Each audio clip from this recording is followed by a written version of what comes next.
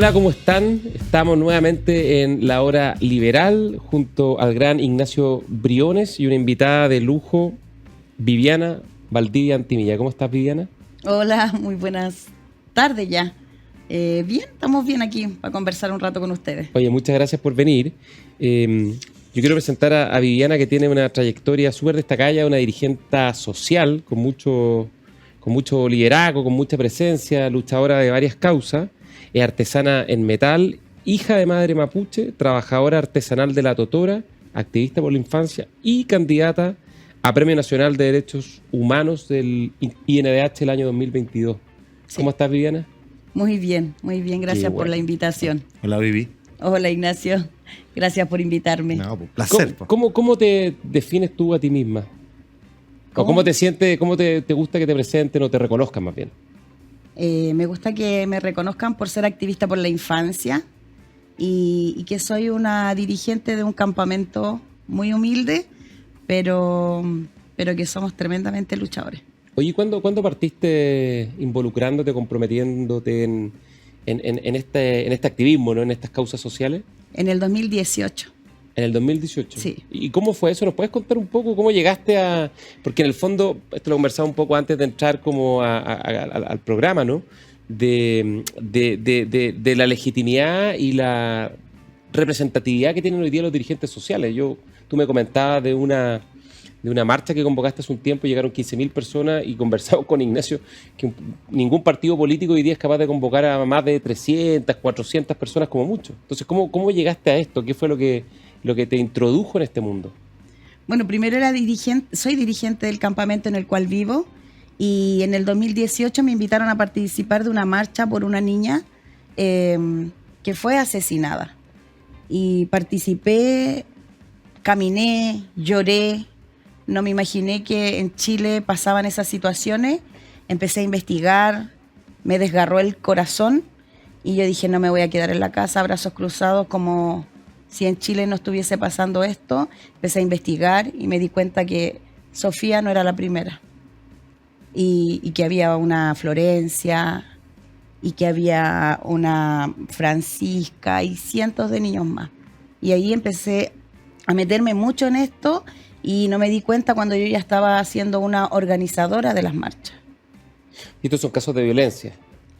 De violencia, de abuso sexual con consecuencia de muerte. ¿Y tú hoy día, tu principal causa es el tema de la infancia? Sí.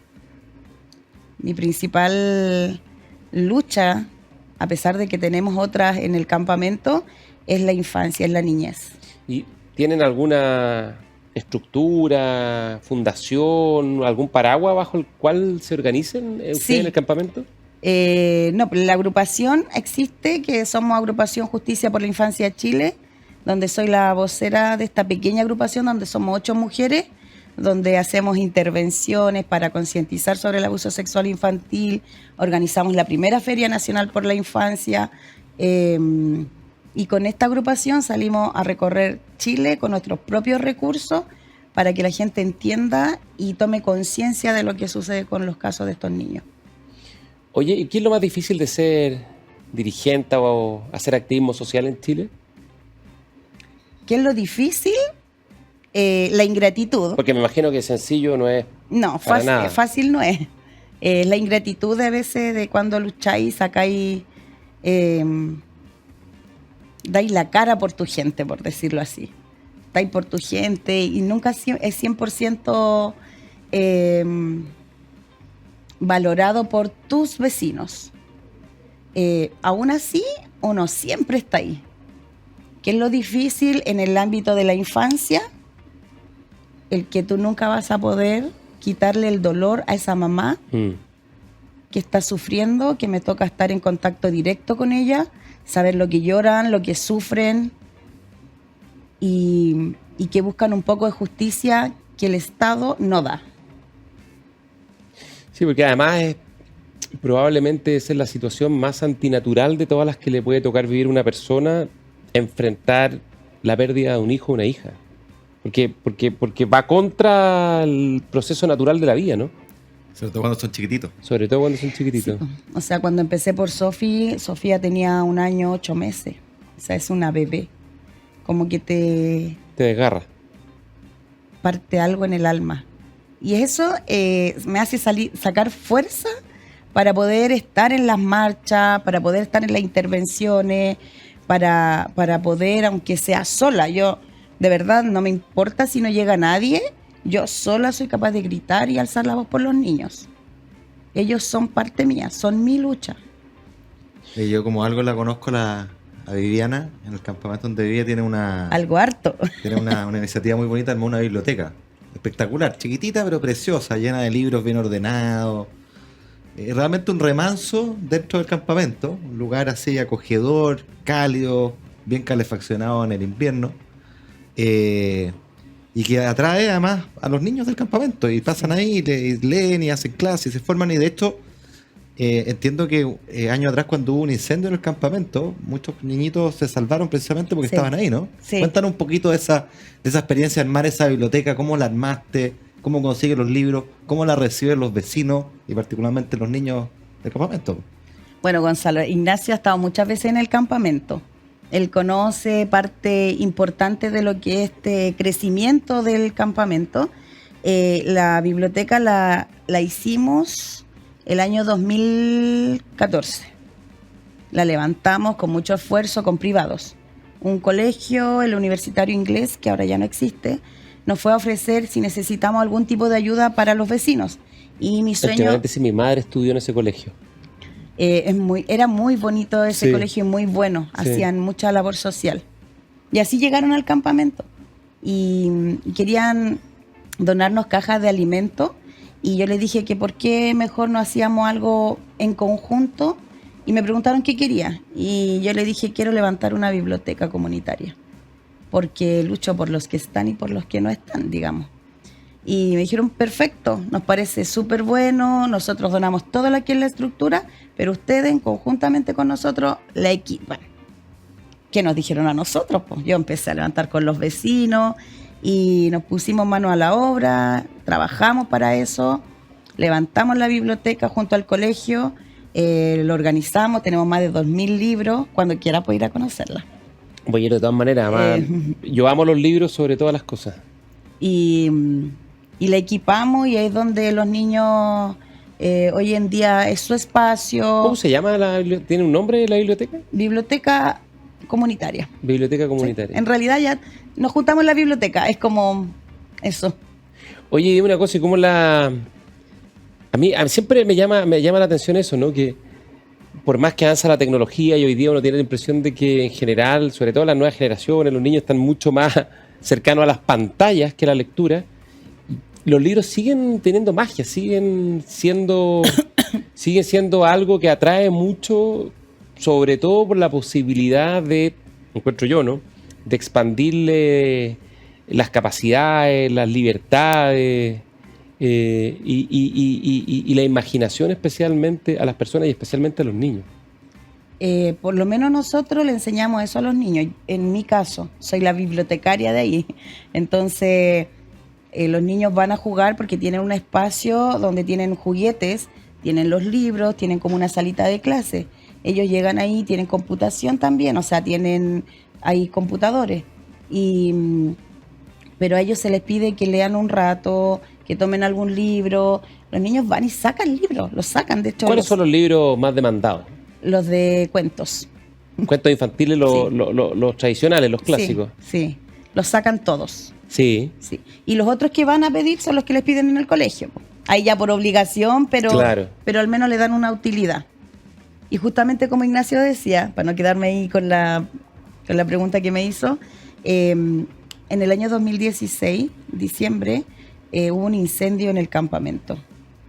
Los niños tuvieron tutoría ese día y estaban todos los niños con tutoría en la biblioteca. Si no hubiese sido porque estaban ahí, hubiésemos perdido muchos niños en ese incendio. Pues se quemaron varias casas, ¿no? Fue voraz, fueron 40 casas las que se quemaron. Y no hubo espacio como para sacar, se quemaron vehículos, se quemaron todo. Y algunas casas quedaron buenas, digamos, pero la biblioteca fue el refugio de esos niños. Y resistió, la biblioteca no sufrió daños con el incendio. Estaba, Esta parte, está por todo lejos, el camino, claro. Ah, ya. no perfecto. está junto con las casas. Oye, y en Y además las tutoras, después de ya con el incendio, sacaron a todos los niños y los llevaron hacia el cerro. Oye, interesante conocer la relación fluida o no de tus iniciativas sociales, tu liderazgo con el mundo municipal, con el mundo político. ¿Cómo es esa relación? ¿Es distante? ¿Hay apoyo? ¿Deben ofrecer y no cumplen? ¿Cómo es esa relación? Porque obviamente, desde el punto de vista de la política con P mayúscula, uno quisiera apoyar a los dirigentes que hacen cosas positivas por su colectivo, ¿no? ¿Tú recibes ese apoyo? ¿Cuándo sí, cuándo no? ¿De quiénes? Bueno, el apoyo es por las buenas o por las malas. Claro. Bueno, esa es la gracia de los No, si no soy dirigentes. tan pues. callada como me ven. Miren, la municipalidad, nosotros tenemos una relación de amor y odio. Como tiene que ser con un alcalde. Claro. ¿Es alcalde nuevo o lleva un par de Sí, periodos? alcaldesa. Alcaldesa. Paulina Bobadilla. Ah, ya. Sí, es nueva. Primer periodo. Quilicura. Es su primer periodo aquí. Es que yo conocía el anterior, en otras circunstancias más difíciles, ¿no? Juan Carrasco conoció a usted. Sí. ¿Por qué no nombrarlo? No, ¿por qué no nombrar? Por una situación bien dramática, cuando incendiaron después del 18 de octubre el mall, ¿no? Sí, Después de una denuncia falsa que se hizo de que había un centro de tortura en el mall. sí. Lo sí, denunció el propio exalcalde, bueno, llegaron las turbas y lo quemaron. sí. Lo saquearon varias veces el mall. Pero nosotros vivimos bien afuera de Quilicura. No somos netamente como del centro. Claro, porque esa es la zona más céntrica, un poco más urbana, Está pegado a la ruta de los Libertadores. Nosotros vivimos en Ya. el límite de Quilicura con Colina. con Colina. Sí. Bueno, la relación, como les decía, es así como de amor y odio. No me puedo quejar dentro de las cosas que solicito, que son lo mínimo. ¿Por qué? Porque por lo general yo solicito mucho con privados. Estuve en Techo Chile, fui dirigente de Techo Chile y eso me abrió muchas puertas para poder conocer personas que me pudiesen ayudar en mi gestión en el campamento. Por ende, yo al municipio trato de no molestarlo. Una, porque a veces yo entiendo que no tienen todos los recursos. Otra, porque tampoco hacen milagros. Otra, porque a veces tampoco hay voluntad. A veces hay favoritismo, en algunos ¿Sabes qué? casos hay... Sí, no tienen favoritismo en el caso mío conmigo, pero no me puedo quejar ahora. Ya. O sea, tampoco la amo. Y yo sé que esto va a salir. No es que yo la ame, pero... Pero valoras que hay por lo menos un diálogo, hay una relación. O sea, es que yo nunca me he juntado con ella, no la conozco. Pero al menos con quien me toca trabajar a mí, que es la directora de sociales, que me toca directamente con ella, no me puedo quejar con Ya. ella. Y con los diputados de la zona, digamos. Yo me aburrí de recibir diputados en el campamento. ¿Por qué? A mí me toca el distrito 8. Ya. Sí, pues 8. Sí. A mí yo me aburrí, o sea, me aburrí que A me ver, peleemos un poco. ¿Quiénes son los diputados ahí, para recordar? En este momento no me recuerdo mucho, pero... a ver, Ahí ¿quiénes yo creo son? que está de Chile Vamos, está el hijo del exalcalde Cristian Lavé, está Joaquín Lavín, Undurraga. hijo, Alberto Undurraga, ¿Mm? está... ¿Quién más? Ay, no me acuerdo. Pero, Pero de los imagínese, que conociste si no- para atrás. Pero si no me acuerdo... Claro. nah, Si no te acuerdas, quiere decir que no son, no son muy importantes para cercanos. mí. Claro. No son importantes para mí. Pero van para allá igual, en la campaña. Las campañas aparecen, Las pues. campañas llegan todos. En las campañas aparecen todos desde que tengo uso de razón de dirigente para las campañas, concejales, alcalde, después las de diputados. El único. Me están sonando algunos por este aparatito mágico Carmen Hertz. Bueno, Joaquín Lavín, ya lo mencionamos. Claudia Mix. Claudia Mix también, sí. Y falta uno, que no me acuerdo. Agustín Romero, del Partido Republicano. No. Falta otro. Rubén Oyarzo. Y Rubén Oyarzo. Son 8 diputados en ese distrito, Sí. si no me equivoco. Cierto. Sí. Sí. Viviana Delgado también. También. Mira que estoy con buena memoria. Sí. Me están soplando. A mí no me soplaron nadie. No, sí, no, los diputados siempre, o sea, los candidatos siempre llegan, siempre. Somos un campamento. Soy un dirigente, como dice el Ministerio de Vivienda, histórica por los años que llevo y por lo que llevamos en el campamento. Por ende, ellos saben de mí cuando vienen las elecciones. Tuve mala experiencia, me encariñé con muchos, los quise muchos, y me terminaron defraudando, y con uno sufrí mucho, que no voy a decir su nombre por lo que están pensando. Lo quise mucho, sufrí harto, pero demasiado. Cuando sentí que me dio vuelta la espalda, yo creo que hasta el día sufro porque siempre me da pena. Y de ahí dije nunca más. El día que yo salga en la foto con un político es porque estoy 100% convencida y es porque yo quiero. No porque me pongan la carita de bueno y pucha, queremos ir a conocer el campamento. Todo político puede ir a conocer el campamento. Yo nunca voy a cerrar las puertas. Pero de ahí a sacarse la foto y aprovecharse para ir a ocuparnos a nosotros, a mis vecinos, a los niños, a mí, para sus fotos, eso sí que no. Pero quien quiera, yo siempre le digo, venga, conozca nuestro trabajo, pero hasta ahí. Vamos a tener que ir a una pausa. Vamos a hablar a la vuelta de tu rol más como dirigente del tema vivienda, ¿no? Que es un tema hoy día, un drama, es una situación muy compleja, pero también es muy importante, y los dirigentes cumplen un rol que es clave. Yo, por lo menos, una experiencia muy cortita antes de irnos a la pausa. Yo trabajé hace ya varios años en una municipalidad, fui funcionario municipal, entonces me tocó trabajar con muchos dirigentes. Yo era secretario de planificación, que es el que está a cargo de hacer todos los proyectos, en particular los proyectos de vivienda, los proyectos sociales. Y en mi experiencia, yo estuve 3 años ahí, los dirigentes especialmente... Bueno, primero una particularidad, la mayor parte de los dirigentes son dirigentas. En eso Sí. las mujeres son mucho más comprometidas. Eso Sí. es una cosa, es curioso, ¿no? Pero los hombres, entre que somos más flojos, nos dejamos estar, no tengo idea. En general, no sé, 90% son mujeres, salvo los clubes deportivos que hay harto hombres. De hecho, yo acabo de terminar un diplomado de dirigencia social en la Católica. Imagínate. Me recibí el sábado. Y de haber sido puras éramos compañeras. 60 mujeres y alrededor de 5 hombres. Imagínate. Po. Y lo otro, y esto es un dato, digamos, que yo por lo menos es indiscutible, los dirigentes o las dirigentas, las más activas, las más insistentes, las más que incluso te hacían pasar malos ratos, fíjate que son las mejores dirigentes, las más comprometidas y las que logran que las cosas pasen. Es que uno Así quiere que las cosas ocurran. Pero así que hay que apretar nomás. Ya, vamos a una pausa y volvemos en la hora liberal. Agricultura TV.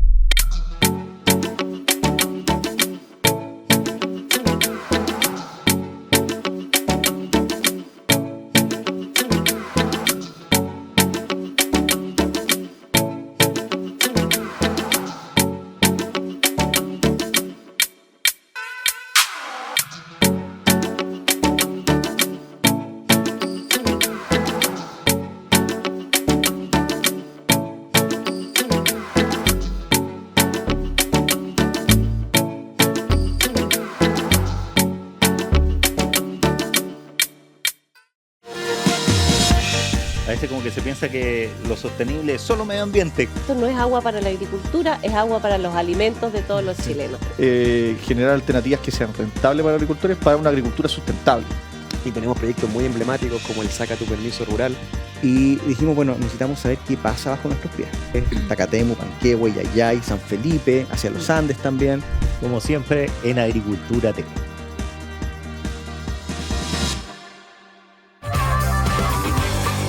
Listos para comenzar esta tertulia futbolística y siempre con algo más. Yo una vez me alojé en ese hotel también, una cobertura ¿Te de la U. enojaste? Alojé. Ah, ya, porque la pauta de hoy En blanco. déjense de hacer tiro al fútbol en la Conmebol. Otro jugador histórico portero, Christian Jacknam. ¿No pensaste estudiar acuicultura? Tenía un amigo que estudió eso. ¿En serio? No, bueno, en su momento era una carrera con mucho futuro.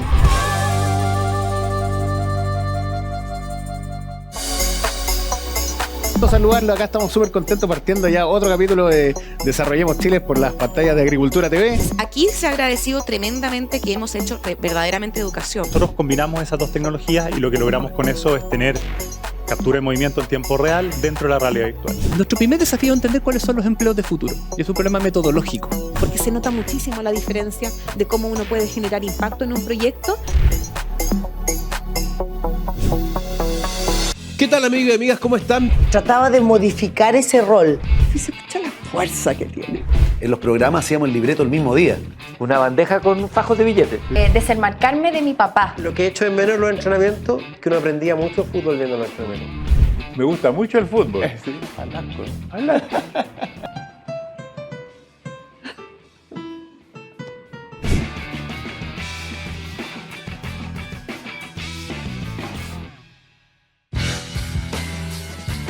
¿Qué tal, amigos? Bienvenidos a una nueva edición de Pierna Fuerte con Juan Cristóbal Guarela. Lo demás era gol, si estaba offside, se entró o no entró. Pero te agarró un equipo brasileño de primerísimo nivel. ¿Quién va a ir en contra de La Serena? Exacto. Échate una mirada.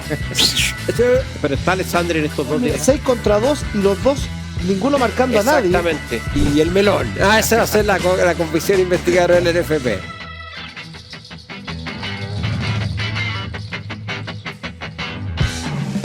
Estamos de vuelta en la Hora Liberal junto a Ignacio Briones y Viviana Valdivia, dirigente y activista social, artesana y promotora de causas tan importantes como la infancia, la defensa de la vulneración de los derechos de la infancia, ¿no? Y también de la vivienda. Y es un tema que queríamos conversar contigo, Viviana. Tú lo mencionaste, eras dirigente de un campamento en Quilicura. En los últimos años en Chile el déficit habitacional ha crecido en forma exponencial. Hoy día creo que son 600.000, 650.000 la carencia, la brecha de viviendas en nuestro país, ¿no? Y parece que el problema solo se agrava, ¿no? ¿Cómo lo estás viendo tú? ¿Cuál es tu visión desde la experiencia de una persona que ha estado, digamos, en estas luchas y ha estado enfrentando además la burocracia, ¿no? Las dificultades para poder conseguir el sueño de la casa propia?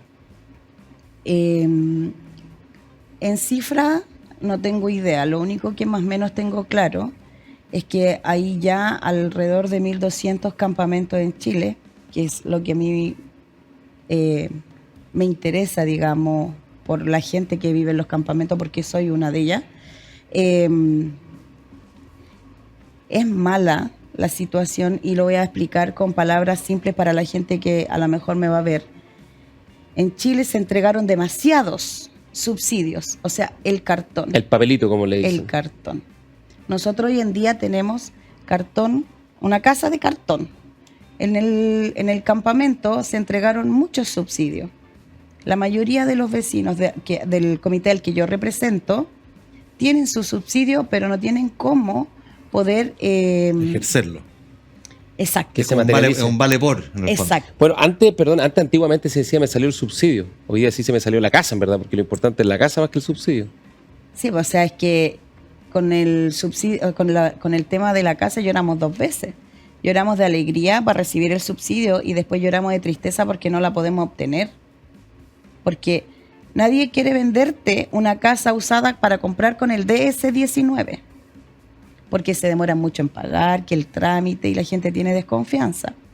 Pero tampoco hay proyectos de vivienda que puedan decir que van a erradicar un campamento para que ese campamento se vaya completo. Proyectos de vivienda nuevos, dices tú. Exacto. Claro. Ya, porque para explicarle a las personas, esto es algo que yo aprendí con Viviana hace tiempo. Una cosa es que te entreguen el subsidio, que este vale por, que tú lo puedes ejercer automáticamente cuando hay conjuntos habitacionales del Estado, digámoslo así, donde uno puede hacer el empalme perfecto entre el subsidio y la vivienda. Pero de eso hay una lista de espera gigante, creo que llega hasta 5 años, y por lo tanto lo que muchas personas quieren hacer es que con este subsidio, que es un monto X de plata, poder utilizarlo para comprar una vivienda usada, una nueva, en otro sector. Exacto. Eventualmente poniéndole un adicional de sus ahorros, que es otro problema que vamos a conversar, pero incluso teniendo este vale por, la persona que vende no le quiere vender porque dice, no, el Estado es un cacho, me va a pagar en 9 meses más. Exacto. Si es que me paga, me tramita, y eso es un poco el problema que tú te has enfrentado como dirigente, corrígeme, ¿no? Sí, es lo mismo. Se supone que deberían demorarse como 3 meses en pagar en todos los trámites, pero eso no es real. De 6 a 9 meses, cuando la persona es bien hincha pelota. Entonces, ¿qué posibilidades tenemos si tampoco hay suficientes proyectos de vivienda? Porque además hay una cuestión que es bien de fondo en el tema de la vivienda. Yo trabajé varios años en un campamento en Renca, relativamente cerca de Quilicura, a los pies del Cerro Renca, cuando estaba en la universidad, digamos. Y me tocó aprender un poco de una cosa que desde la toma de decisiones de políticas públicas, cuando los que toman decisiones las toman desde arriba, no se ve, que también cuando tú desarraigas a la gente de su barrio, de su zona, de su campamento y te lo llevas a otra comuna, a otro lugar donde tiene pocas redes, donde en el fondo no hay un arraigo, puede entregar una vivienda, pero también causa un problema, ¿no? Porque en el fondo tú vives con tu entorno, vives con tus vecinos, los colegios son los colegios donde van tus hijos, el trabajo, digamos, el trabajo que está ojalá lo más cerca de la casa. Entonces cuando tú pones a alguien lejos, tiene que atravesar la ciudad, no tiene redes o juntas grupos de personas, ¿no?, que no tienen mayores vínculos en común, también causa un problema que es bien profundo. Es complicado. En el caso de nosotros llevamos 27 años. O sea, tenemos una vida ahí. 27 años en el campamento. Sí, 27 años. Los niños van al colegio de Colina, que es el colegio que nos queda más cercano. Todos nuestros hijos, que muchos ya están en la universidad, han crecido en esos colegios y vienen los más pequeños. Estamos tan acostumbrados que es difícil poder salir si te entregan tu casa o ganaste un proyecto, que te vayas tú solo y dejes como a tus vecinos. Claro. O sea, tenemos de todo el campamento. Tenemos de todo, tenemos a lo mejor a la señora que es más metida, tenemos a la señora que a lo mejor es más problemática, el que es más querendón, el que más ayuda en la biblioteca. Tenemos de todo, pero nos conocemos. Que en los campamentos se conoce más la gente y por lo tanto se cuida más también. Sí, pues sí, cuando hay un problema salimos todos. Claro. Si hay una enfermedad en un vecino, salimos todos a apoyar. Oye, pero es interesante lo que dice Gonzalo, la distancia entre el diseño de una política aguas arriba y la micro, cómo se solucionan en la práctica los problemas concretos. Yo recuerdo cuando conocí a Viviana, junto con otro grupo de dirigentes, aprendí una cosa súper valiosa y súper obvia desde el punto de vista de la política pública. Me acuerdo aquella vez que fui candidato, lo propusimos, pero es una idea que surgió de ustedes, digamos, que es el problema siguiente. Tú dices, me dan este subsidio, si es de campamento, una persona que vive en campamento, es un subsidio mejorado, que son como 900 UF, corrígeme los números si me equivoco, ¿no? ¿30 millones de pesos? Sí. Ahora lo subieron. Ya, pero alrededor de 30, ¿no es cierto? Y el subsidio normal son como 600 UF, que son como 20, ¿no es cierto? Sí. Ahí ya me enredé un poco. Más o menos. Bueno, pero el cuento es que, claro, si uno logra que el gobierno o el Estado tenga vivienda social que te dice la cambio mano a mano por el subsidio, todo bien, pero la oferta no alcanza a cubrir la demanda. Entonces tenemos estas listas de espera. Ergo, la solución que las personas que tienen el subsidio, para no tener que esperar que hicieran, es poder comprar con este vale por en el mercado, en una vivienda usada, nueva, en un departamento, pero enfrentan dos problemas. Uno ya lo tratamos, que nadie quiere vender porque el Estado es mal pagador. Pero el segundo es que le falta plata para poder poner la diferencia, porque un departamento, una casa quizás usada en el sector privado, con 900 UF no le alcanza, pero con 1500 sí te alcanza, ¿ya? Pero no tiene acceso a crédito, ¿cierto? Y aquí se da la interesante de la bajada micro. Muchas de las personas que viven en viviendas precarias pagan arriendo súper alto.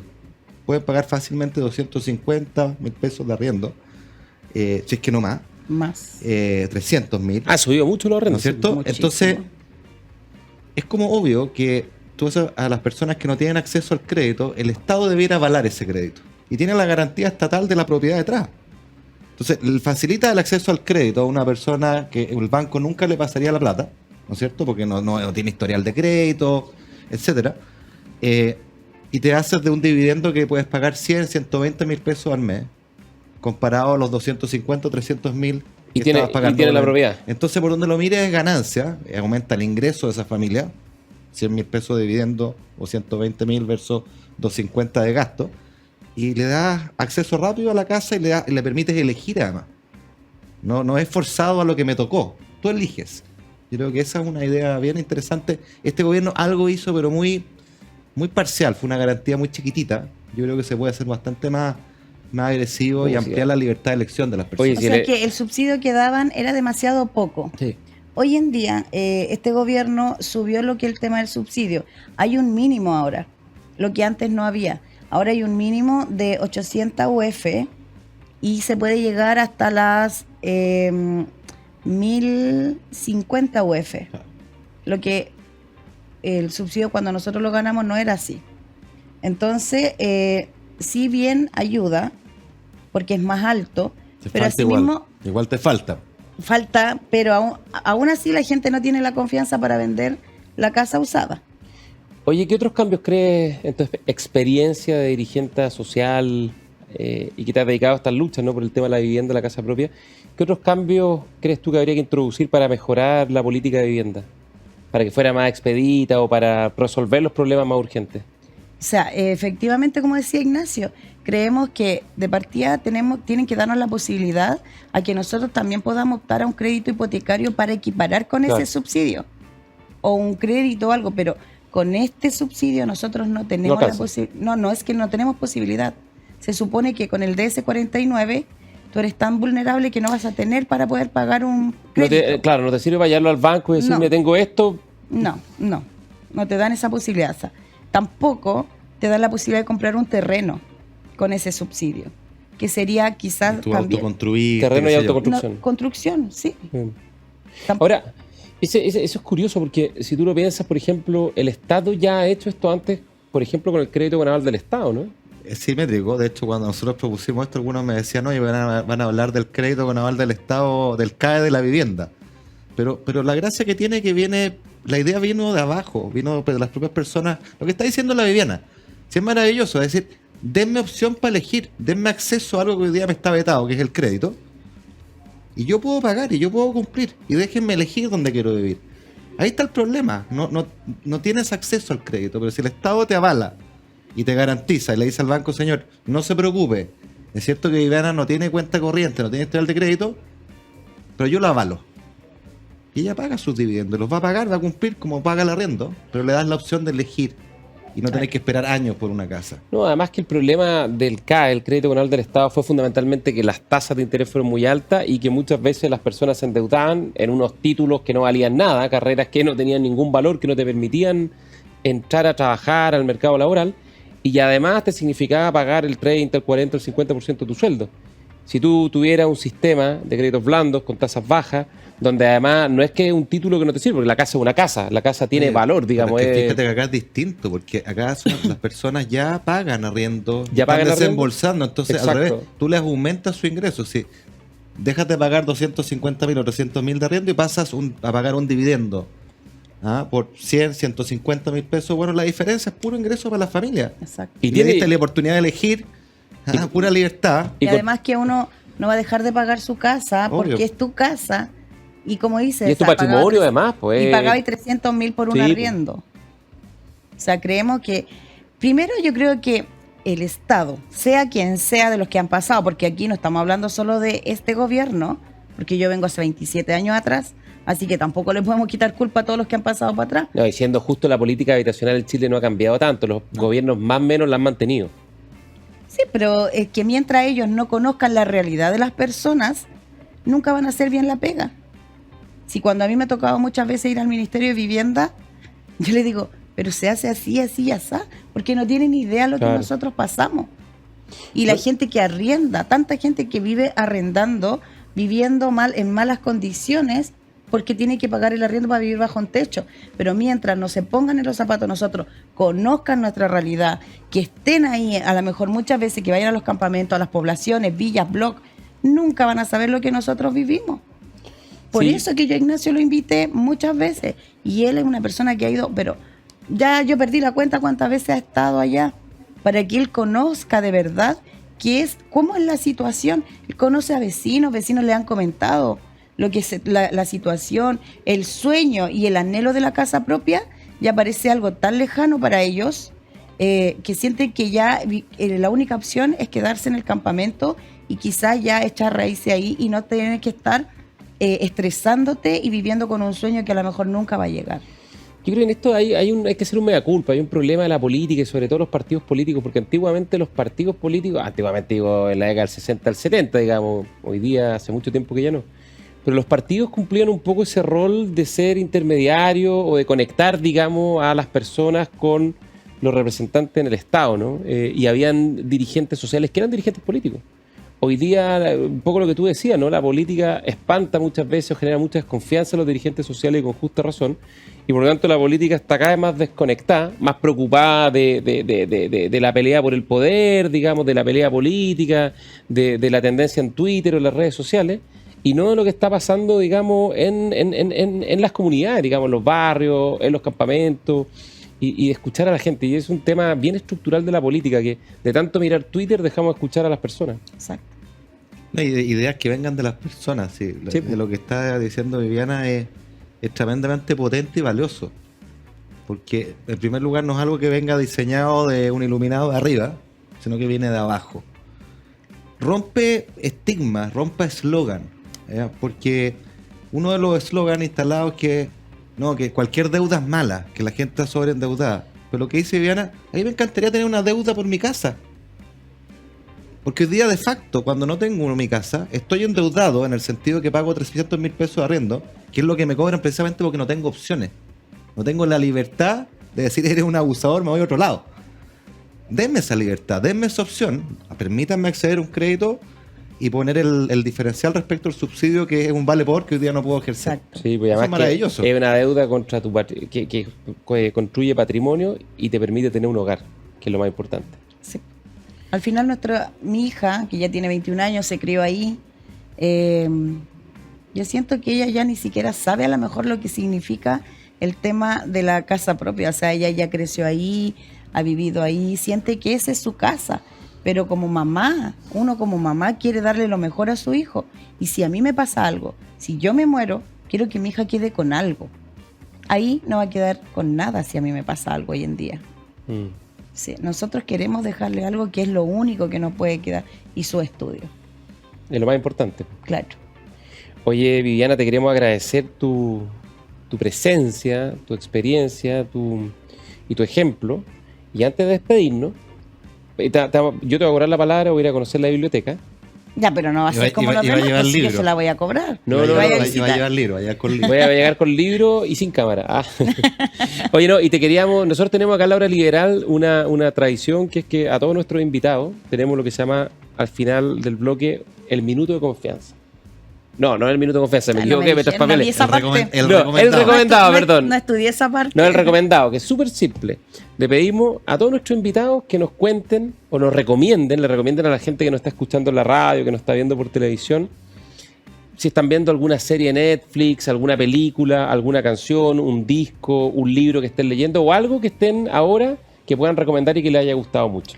Ay, a mí me gusta un libro, pero no sé si a la gente le va a gustar. Tengo gusto, a lo mejor no muy masivo. El caballo de Troya. ¿El de JJ Benítez? Sí. Lo más entretenido que hay. Sí. Es lo más entretenido que hay. Lo estoy leyendo. Y tiene como 12 tomos. Yo no soy mucho de leer. No, es que yo me he leído tremendo cátedras de libros. No, para nada. Leí El infierno de Karadima. Ya. Sí. Dramático. ¿Cómo? Dramático. Terrible, sí. Terrible. Y de tele yo no veo casi muchas series. ¿Cuál, perdón? Que me hablaron de acá y que casi no veo series. Casi no es serie. No. Ya, pero es el señor de los infiernos, me dicen El Señor de los Infiernos. De Karadima. De María Olivia Monker y El Caballo de Troya de JJ Benítez.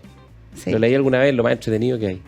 Sí, pero también le voy a recomendar, y es mi momento, a la gente que hoy día yo sé que van a estar muy pendientes a las personas de TikTok, para que no los dejen hablar. Ustedes ven series, a mí me sigue harta gente en TikTok, así que a la gente de TikTok le vamos a decir que vean este programa y que... Eso. Sí, ellos ayer me mandaron muchas vibras, muy buenas vibras, así que... les mando un saludo a la gente de TikTok. Me sobra alta definición. Me sobran además por acá que nuestros reels están en TikTok, así que... Mira. Yo no le hago mucho a las redes sociales. Le hice, ya no, me sané, digamos, me curé, pero de espanto, lo vamos a mirar. De espanto, sí. Seguro. Oye, ¿tú, Ignacio, tienes algún recomendado esta semana? No lo había pensado, pero voy a aprovechar la oportunidad, fíjate, de hacer un recomendado, no literario, no de música, sino que de comida, que es un lugar increíble que yo visito hace 25 años, en la Caleta de Quintay, un restaurante al frente del mar que se llama El Miramar. Comida muy sencilla, muy abundante, un rico congrio frito, con ensalada, con papas fritas, unas machas, unos... Y es picada. Es una picada muy clásica, muy antigua, se cocinan muy, muy, muy bien. El Miramar. Una vista insuperable en el Miramar, en la caleta de Quintay. Sí, Quintay es muy lindo. recomiendo. Oye, nos tenemos que ir rápido porque nos pilló el tiempo como siempre, pero quiero recomendar una película de esas joyas que uno descubre en Netflix cada cierto tiempo, donde hay más bien basura que buenas películas, pero una película preciosa que se llama Adiós, señor Huffman. Adiós, señor Huffman, que es la historia de un joyero en París, judío, que se queda atrapado cuando llegan los nazis, digamos, y ocupan, digamos, París, y él le entrega su joyería a su ayudante. Y su ayudante al comienzo lo empieza a ayudar y lo protege porque, bueno, él tiene que escapar y sacar a su familia, saca a su familia, en fin, no lo quiero spoilear, pero obviamente se empiezan a producir las tensiones propias porque el ayudante que se queda con la joyería empieza a tentarse con las pasiones, digamos, más bajas que lamentablemente a veces habitan en las personas. Es una historia increíblemente bien contada, preciosa desde el punto de vista cinematográfico y muy dramática desde el punto de vista de lo que se cuenta, ¿no? De un momento histórico tan complejo como fue la Segunda Guerra, la ocupación y todos los horrores que se produjeron en ese momento. Adiós, señor Huffman, en Netflix. Vamos, cara, vámonos. Vivi, muchas gracias. Nos veremos pronto nuevamente en la hora liberal. Vamos a una pausa. Agricultura TV.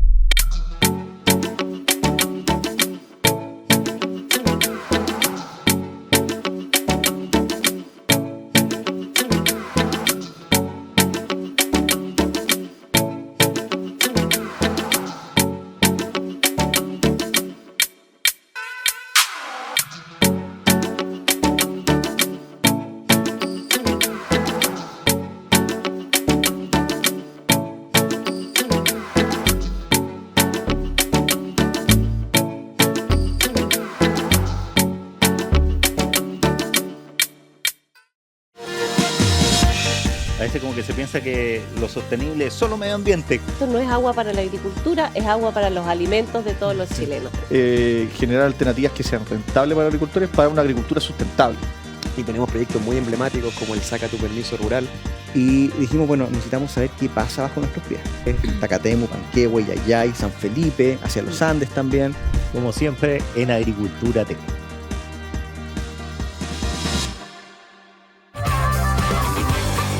Listos para comenzar esta tertulia futbolística y siempre con algo más. Yo una vez me alojé en ese hotel también, una cobertura de la U. Alojé. Ah, ya, porque la pauta de hoy en blanco. Déjense de hacer tiro al fútbol en la Conmebol. Otro jugador histórico futbolero, Christian Jacknam. ¿No pensaste estudiar acuicultura? Tenía un amigo que estudió eso. ¿En serio? No, bueno, en su momento era una carrera con mucho futuro.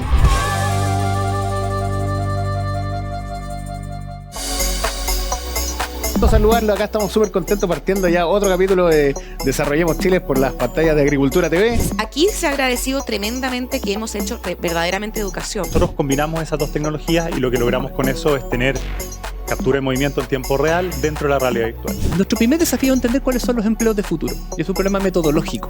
Porque se nota muchísimo la diferencia de cómo uno puede generar impacto en un proyecto. ¿Qué tal, amigos y amigas? ¿Cómo están? Trataba de modificar ese rol. Y se escucha la fuerza que tiene. En los programas hacíamos el libreto el mismo día. Una bandeja con fajos de billetes. Desenmarcarme de mi papá. Lo que he hecho en menos los entrenamientos, que uno aprendía mucho fútbol viendo los entrenamientos. Me gusta mucho el fútbol. Sí, alasco.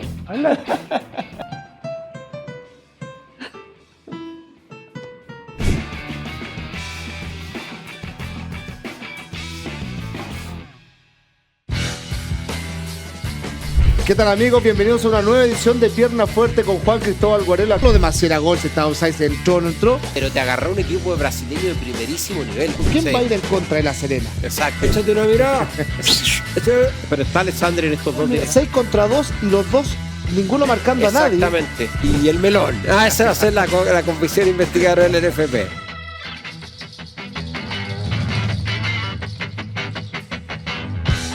Estamos de regreso en la hora liberal con Ignacio Briones por Agricultura TV, Radio Agricultura.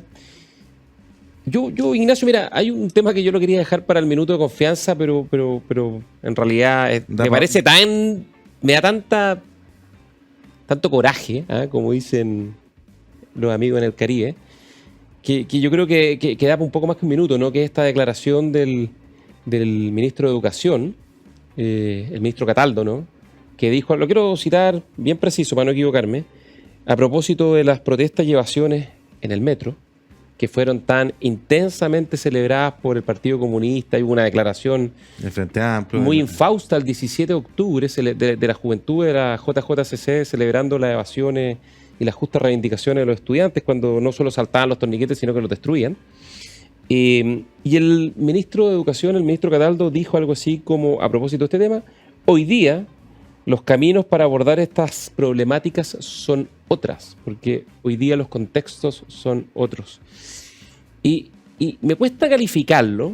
Hay un chilenismo que es bien preciso, digamos, pero no lo voy a usar porque en general trato de siempre, desde el punto de vista del debate público, de hacerlo con el máximo respeto posible.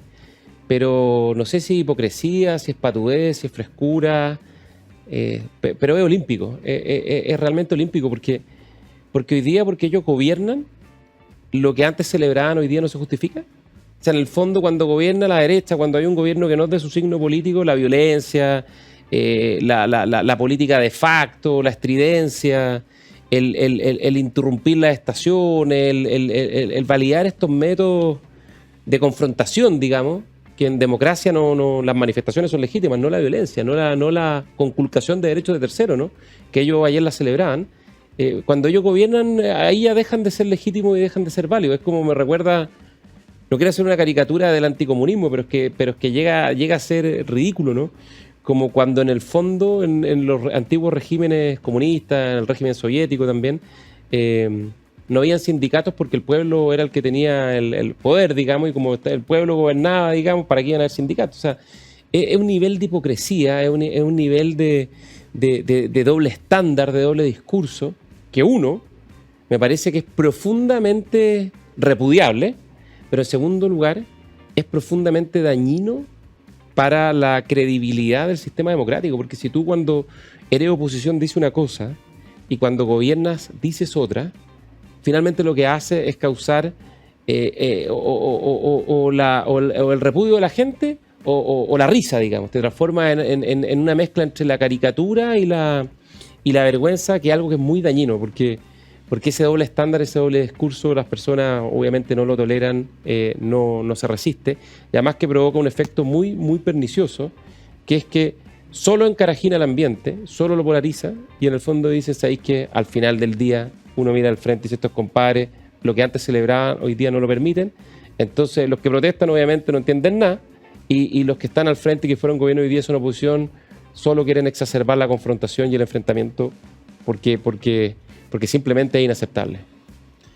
No, o sea, no puedo estar más de acuerdo contigo. Es peor aún, diría yo, porque es de una ligereza respecto a las cuestiones fundamentales que uno tiene que preservar en una democracia, ¿no? Ese tipo de medios ilegítimos no son nunca tolerables. Acá se ha producido, lo hemos hablado antes de este programa, una confusión hace un buen tiempo ya entre la supuesta legitimidad de los fines que ciertos grupos reivindican, como si les diera Paulo, chip libre, de utilizar cualquier medio. Porque supuestamente la causa es justa o democrática. Yo puedo saltarme el metro, romper el metro, afectar el derecho a movilizarse del resto, pero esto mismo ocurre en las tomas de los colegios. Que estos mismos grupos, estos mismos dirigentes también han avalado y han celebrado en el pasado, que es conculcar el derecho a la educación de aquellos alumnos que no están en toma. Eso es inaceptable. Entonces, dirigentes o líderes que ayer avalaron la violencia, porque el mismo ministro, yo lo escuchaba decir, bueno, nosotros que yo sepa nunca rompimos un torniquete, ni prendimos fuego a una iglesia. Bueno, es cierto, ya hubiera sido el epítome, el sumum de la irresponsabilidad completa, pero yo recuerdo patente, nosotros estamos en el gobierno, cómo ellos validaron la violencia, cómo la avalaron, cómo que guardaron silencio, la homenajearon, cómo homenajearon a la primera línea en el Congreso de Santiago. Y entonces, el momento en que tenemos una reflexión sobre la democracia, porque además muchos se llenan la boca, ¿no es cierto?, que respecto al golpe, y creo que la única lección que uno debiera sacar muy potente, o una lección, no es la única, pero una lección importante de aquello, es el deber que tenemos todos de proteger la democracia para que nunca más tengamos una ruptura. Y los hechos de violencia que conocimos del octubrismo, los intentos de sacar al presidente electo, al presidente Piñera, con sendas acusaciones constitucionales, avaladas por el Partido Comunista. O tomándose la moneda con grupos anárquicos radicalizados. Eso no es cuidar la democracia. Eso es poner en jaque nuevamente la democracia. Y por lo tanto me parece un doble estándar, de una inconsistencia, de una liviandad. Y yo estoy de acuerdo con tu ofuscamiento, porque creo que este tipo de asuntos bien merecen lo que hace cualquier persona decente al final del día. Que decir, me equivoqué, pido perdón y nunca más. Pero eso no se escucha ni padre, ¿no? Entonces, es que ahora hay circunstancias distintas, como si alguna vez hubiera circunstancias que avalan la violencia de un Estado de Derecho en una democracia. En particular cuando la izquierda, y con justa razón, cuestionaba a la derecha, digamos, por ponerle contexto a las violaciones de derechos humanos. Ponerle contexto a la violencia es muy grave.